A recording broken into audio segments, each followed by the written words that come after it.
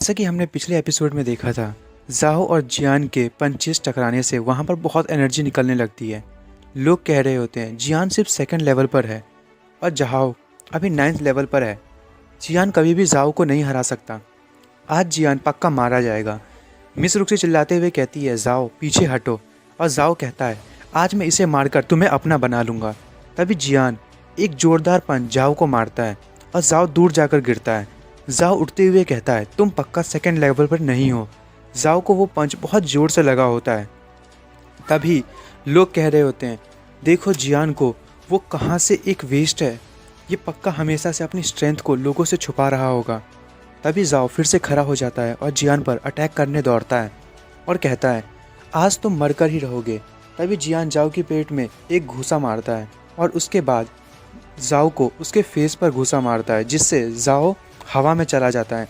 तभी जियान भी हवा में कूदकर ज़ाओ को उसके सिर पर एक किक मारता है और ज़ाओ ज़मीन पर आकर बड़ी ज़ोर से गिरता है और सभी लोग शॉक होते हुए सोच रहे होते हैं जियान ने ज़ाओ को सिर्फ 3 ही अटैक में मार दिया।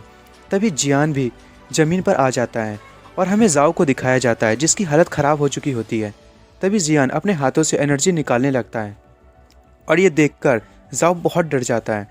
तभी हमें क्वीन को दिखाया जाता है जो घबराते हुए कहता है जियान तो एक कबाड़ था, वो भी सेकंड ग्रेड का। ये तो बिल्कुल इम्पॉसिबल है, कोई 6th ग्रेड का मार्शल आर्टिस्ट भी 9th ग्रेड के मार्शल आर्टिस्ट को कभी नहीं हरा सकता, तो इसने ये कैसे किया। तभी क्वीन के पापा क्वीन को थप्पड़ लगाते हुए कहते हैं मुझे नहीं लगता कि तुम्हें सिर्फ इसी चीज़ से डरना चाहिए। और वो मन में कह रहे होते हैं इस लड़के का फ्यूचर बहुत ब्राइट है, इसीलिए ही मिस रुक्सी के पापा रुक्सी की शादी इससे करवा रहे हैं। ये बूढ़ा पक्का जियान को अपना हिडन कार्ड बनाना चाहता है। जियान ज़ाओ के पास जाते हुए कहता है क्या तुम लोगों को अभी तक समझ नहीं आया, और वो ज़ाओ के मुंह पर अपने पैर रखकर अपने कपड़े को उतारता है और हमें जियान की बॉडी पर टैटूज दिखाई जाती हैं और साथ ही उसके शरीर पर खून भी दिखाया जाता है। तभी जियान कहता है अब तुम्हें समझ आया। तभी सब शौक होते हुए कहते हैं ये तो ब्रोकन पल्स टेक्निक है, उसने अपनी स्ट्रेंथ को बढ़ाने के लिए अपनी पल्स तोड़ दी है। दोस्तों यहाँ पर जियान ने अपनी नसों को तोड़ दिया है, इससे किसी को भी स्ट्रेंथ तुरंत ही बढ़ जाएगी, पर जिसने भी इस टेक्निक को यूज़ किया होता है फिर वो कभी प्रोग्रेस नहीं कर पाता और कुछ टाइम के बाद उसकी मौत भी हो सकती है।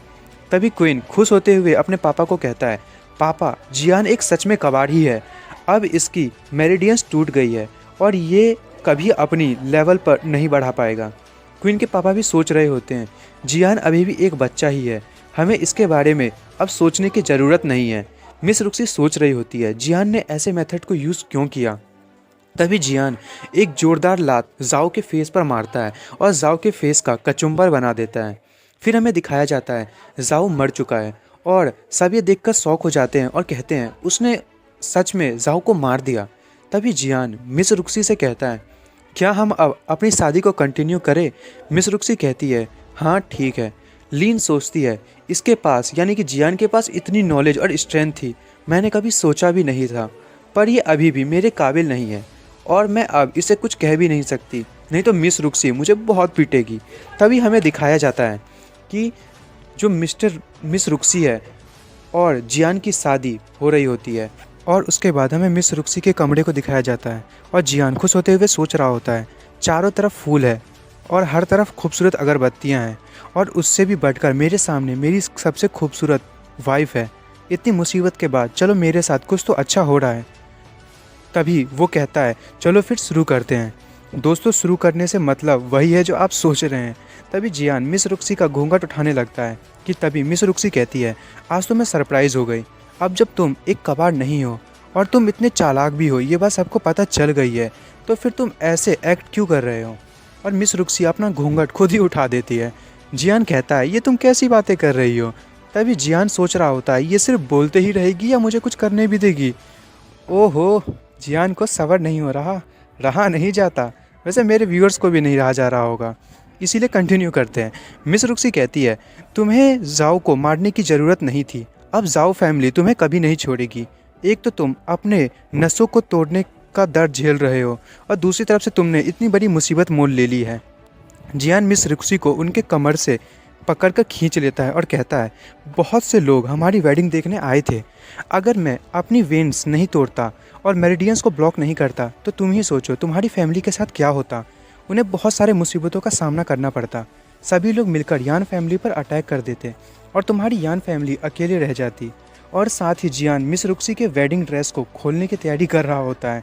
देख रहे हो ना दोस्तों, जियान कहता है मैंने अपनी मेरिडियंस काट दी, अब उन लोगों के लिए मैं सिर्फ एक कबाड़ी ही हूँ और अब वो हम पर अटैक करके अपना टाइम नहीं वेस्ट करना चाहेंगे। मिस रुक्सी ये सब सुनकर सोच रही होती है जियान ने मेरी फैमिली को बचाने के लिए इतना बड़ा सेक्रीफाइस कर दिया।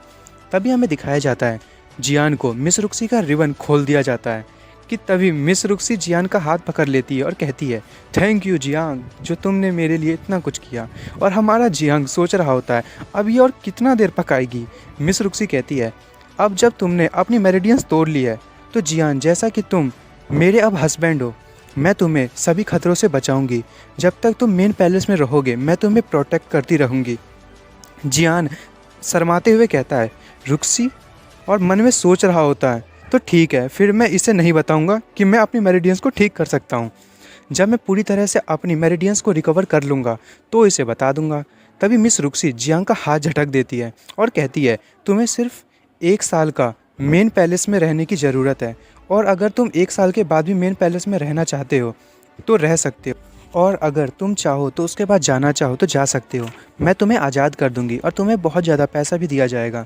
तभी जियान मिस रुक्सी के पास जाता है और कहता है तुम बहुत ज़्यादा सोचती हो, चलो अब आज की रात के बारे में सोचें। और वो मिस रुक्सी को बेड पर धक्का देते हुए उसके ऊपर के कपड़ों को हटा देता है और अपने कपड़े को उतारते हुए कहता है मिस रुक्सी से कि आज की रात बहुत अच्छी होने वाली है, इसकी कीमत $1000 से भी ज़्यादा होगी, चलो साथ में अपनी वेडिंग नाइट को एंजॉय करें। तभी जियान सीधे बेड पर मिस रुक्सी पर लपटने के लिए कूद पड़ता है और मिस रुक्सी वहाँ से साइड हो जाती है। तभी जियान कहता है अरे ये इतनी सख्त कैसे हो गई। मिस रुक्सी जियान को कहती है मुझे माफ़ करना, मैं तुम्हारी एक अच्छी वाइफ बनना चाहती हूँ पर मुझे थोड़ा सा टाइम लगेगा, मैं तुम्हें अभी एक्सेप्ट नहीं कर सकती।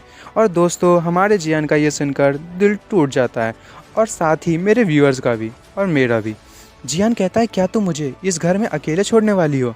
मिस रुक्सी कहती है नहीं, पर सियंगर को आज रात के लिए मैं यहाँ भेज देती हूँ। जियान खुश हो जाता है और कहता है ये कितनी ऑसम है यार, अच्छा ठीक है तुम सियंगर को ही भेज दो। दोस्तों सियंगर मेड है जिसे आपने दूसरे एपिसोड में भी देखा होगा। मिस रुक्सी सियंगर को कहती है सियंगर यहाँ आओ, और सियंगर आते हुए कहती है मिस रुक्सी क्या आपको कुछ चाहिए। मिस रुक्सी कहती है आज तुम जियान को सर्व करोगी। हमारा जियान खुश होते हुए सियंगर को देख रहा होता है और जियंगर शर्मा रही होती है। तभी मिस रुक्सी वहाँ से वापस आ जाती है। तभी हमें सुनाई देता है कि जियान सियंगर को कहता है यहाँ ऊपर आओ और अपना कपड़ा उतारना शुरू करो। मिस रुक्सी बेचारी सोच रही होती है लड़के कभी नहीं सुधर सकते। और दोस्तों आपको पता चल ही गया होगा कि मिस रुक्सी को जलन हो रही है। तभी हमें जियांगर और जियान को दिखाया जाता है। जियांगर रोते हुए कह रही होती है मास्टर आप आखिर करना क्या चाहते हैं। और जियान खुश होते हुए कह रहा होता है सिर्फ रोती मत रहो, यहाँ ऊपर आके बैठो। तभी जियान जियांगर के बैग पर हाथ रखता है और कहता है शोर मत करो, मैं तुम्हारे साथ कुछ गलत नहीं करूँगा, परेशान मत हो। जियांगर कहती है मास्टर ये इतनी जल्दी ख़त्म हो गया। जियान कहता है बेकार की बात मत करो, मैंने बस ये देखा है कि तुम कितनी ज़्यादा ताकतवर हो। और जियांगर को एक मार्शल आर्ट की बुक और मेडिसिन देते हुए कहता है यदि तुम इसे प्रैक्टिस करोगी तो तुम 10 गुना तेज़ी से अपनी स्ट्रेंथ को बढ़ा पाओगी। और ये सब चीज़ें जियांगर को देने के बाद जियान जाते हुए सोच रहा होता है मुझे कुछ टाइम पहले ही ये बात पता चली थी कि जियांगर के पास प्योर यिन बॉडी है जिससे कि ये भी कल्टीवेशन कर सकती है। अगर ये मेरे मार्शल आर्ट के बुक को फॉलो करेगी तो ये जल्दी रुक्सी से ज़्यादा तेज़ी से ग्रो कर पाएगी। फिर हमें अगले दिन का सीन दिखाया जाता है। जियान पैलेस से बाहर आते हुए कह रहा होता है मज़ा आ गया, और सोच रहा होता है मैंने पूरी रात मेहनत किया है और मार्शल आर्ट्स की प्रैक्टिस की है। तभी जियांगर पीछे से कहती है मास्टर मिस आपके सामने खड़ी है। तभी मिस रुक्सी गुस्से में जियांगर को कहती है जाओ और सबको टी सर्व करो। और मिस रुक्सी को गुस्से में देखकर जियान भी डर जाता है। मिस रुक्सी जियान से कुछ कहे बिना ही वहाँ से जाने लगती है। तभी जियान सोच रहा होता है लगता है रुक्सी को गलतफहमी हो गई है, ये लड़कियाँ भी ना इनका कुछ नहीं हो सकता। और वो मिस रुक्सी को पीछे से कहता है अरे मेरे लिए तो रुको। फिर हमें सिटी लॉर्ड के पैलेस में मिस रुक्सी के मम्मी पापा को दिखाया जाता है जिनके सामने जियान और मिस रुक्सी खड़े होते हैं। मिस रुक्सी के पापा कहते हैं अब तुम हमारे दामाद हो, हम तुम्हें हमेशा प्रोटेक्ट करेंगे, पर अगर तुमने कुछ भी ऐसा किया जो कि मेरी यान फैमिली के नाम को ख़राब करेगी तो मैं तुम्हें यहाँ से कभी सही सलामत नहीं जाने दूंगा। तभी जियान कहता है ठीक है फादर इन लॉ। तभी मिस रुक्सी की मम्मी जियान से कहती है तुम डर क्यों रहे हो, मैं मानती हूँ कि तुम कभी कल्टीवेट नहीं कर पाओगे, पर मुझे ये भी पता है कि तुम रुक्सी से बहुत प्यार करते हो। जल्दी से जल्दी कड़ी मेहनत करके मुझे एक मोटा सा पोता दे दो। जियान एकदम खुश होते हुए चिल्लाते हुए कहता है बिल्कुल मदर इन लॉ, मैं पूरी जान लगा दूंगा, अपनी जब तक कि मेरी जान ना चली जाए तब तक मैं मेहनत करूंगा। पर मिस रुक्सी पीछे मुड़ जाती है और जियान सोच रहा होता है पहले मुझे इसे मनाना पड़ेगा इन चीज़ों के लिए। जियान मिस रुक्सी के पापा को कहता है फादर मुझे एक न्यूज़ मिली है, काउंटी गवर्नमेंट से यहाँ पर शाम को लोग आने वाले हैं। जो प्रिंस है वो 16 साल का है और वो भी उनके साथ ही आने वाला है, और साथ ही उनके साथ उनका हाउसकीपर भी है जो बहुत ज़्यादा ताकतवर है और उसका नाम हैंग है। मिस रुक्सी कहती है अपने पापा से अब पापा आप क्या करने वाले हैं। मिस रुक्सी के पापा कहते हैं तुम्हारी शादी जियान से होने की वजह से हिज हाइनेस हमसे बहुत ज़्यादा नाराज़ हैं, पर वो ऐसे ही ओपनली हम पर अटैक नहीं कर सकते। मिस रुक्सी कहती है पर इस बार जो आ रहा है वो हिज हाइनेस का भाई है, अगर हमने उससे रूडली वे में बात किया तो ये हमारे लिए मुश्किल खड़ा कर सकता है। मिस रुक्सी के पापा कहते हैं हाँ जब तक कि वो कुछ ऐसी चीज़ ना मांग ले जो कि उसकी हद को ना तोड़ दे। जियान कहता है पर क्या होगा अगर उसने कुछ ज़्यादा ही बड़ी चीज़ मांग ली तो आप क्या करेंगे। मिस रुक्सी कहती है मुझे ऐसा लगता है कि वो पक्का ऐसा ही करेगा। मिस रुक्सी की मम्मी जियान से कहती है तो क्या जियान तुम्हारे पास कोई आइडिया है इससे बचने के लिए। जियान कहता है मेरे पास कोई आइडिया नहीं है, बस मैं फादर इन लॉ के वर्ड्स को फॉलो करूँगा, पर अगर उसने अपनी लाइन को क्रॉस करने की कोशिश की तो बस एक ही चीज़ हम कर सकते हैं, उन सबको मार देना, मैं किसी को भी जिंदा नहीं जाने दूंगा। तभी मिस रुक्सी के पापा गुस्सा होते हुए कहते हैं बेवकूफ़ी भरी बात मत करो, उनके साथ जो सोल्जर्स हैं वो बहुत ज़्यादा ताकतवर हैं और जो हमारे सोल्जर्स काउंटी गवर्नमेंट में काम कर रहे हैं वो सारे मारे जाएंगे। क्या तुम हमारी यान फैमिली को डिस्ट्रॉय करवाना चाहते हो। जियान कहता है फादर इन लॉ ज़रा मेरी नज़रिए से सोचो, अब वो शादी नहीं कर सकते हैं और पियोक्सी सिटी को जीतने के लिए वो आपको दबाने की कोशिश तो ज़रूर करेंगे। अगर उन्होंने आपसे आपकी मिलिट्री पावर मांग ली तो आप क्या करेंगे, क्या आप उनको मिलिट्री पावर दे देंगे। मिस रुक्सी के पापा कहते हैं ये कभी नहीं हो सकता। तभी जियान कहता है और अगर उन्होंने रुक्सी को धमकाने की कोशिश की तो आप क्या करने की सोचते हैं। मिस रुक्सी पीछे से कहती है इससे अच्छा तो मैं सुसाइड करना पसंद करूंगी। ये सुनकर जियान और मिस रुक्सी के पापा मिस रुक्सी से कहते हैं तुम ऐसा सोचना भी नहीं। जियान मिस रुक्सी का हाथ पकड़ लेता है। मिस रुक्सी मन में कहती है क्या जियान मेरी इतनी फिक्र करता है। मिस रुक्सी की मम्मी कहती है तो जियान बताओ अगर ऐसा कुछ हुआ कि हमें उन्हें मारने की नौबत आ जाए तो क्या तुम्हारे पास कोई प्लान है ये करने का। जियान कहता है हाँ उन्हें मारने के लिए हमें मेरे आइडिया के 3 स्टेप्स को फॉलो करना पड़ेगा। मिस रुक्सी के पापा कहते हैं बातें करना आसान है, पर इस बार उन लोगों के साथ ग्रैंड मास्टर येपिन आ रहा है, वो हम सबको अकेले ही मार सकता है। मिस रुक्सी की मम्मी कहती है पहले जियान के प्लान को तो सुन लो। तभी जियान अपने पास से एक मार्शल आर्ट की बुक मिस रुक्सी के पापा को देते हुए कहता है फादर इन लॉ आपको चिंता करने की ज़रूरत नहीं है, आप इन स्किल्स को प्रैक्टिस करो, ये आपको अगले लेवल तक पहुंचने में मदद करेगी। इसके साथ आप अगर क्विंचिंग बॉडी पिल को खा लेते हैं तो ये और भी ज़्यादा असरदार होगा।